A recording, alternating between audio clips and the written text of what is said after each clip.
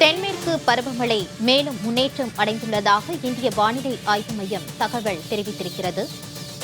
தென்மேற்கு பருவமழை சற்று துவங்கி வரும் நிலையில் மேலும் முன்னேற்றம் அடைந்துள்ளதாக இந்திய வானிலை ஆய்வு மையம் தெரிவித்திருக்கிறது. அண்மைச் செய்தியாக பார்க்கிறோம்.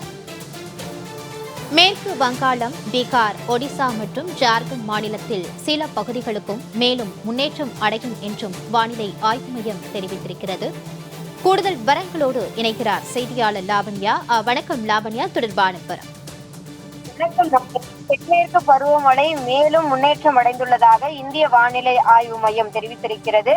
நடப்பாண்டின் ஜூன் 12ஆம் தேதி நிலவரப்படி தென்மேற்கு பருவமழை வடமேற்கு வங்கக்கடல் முழுவதும், மேற்கு மத்திய வங்கக்கடலின் மேலும் சில பகுதிகள், மேற்கு வங்காளம், பீகார் மாநிலங்கள் முழுவதும், ஒடிசா மற்றும் ஜார்க்கண்ட் மாநிலங்களின் சில பகுதிகளுக்கும் மேலும் முன்னேறி இருக்கிறது.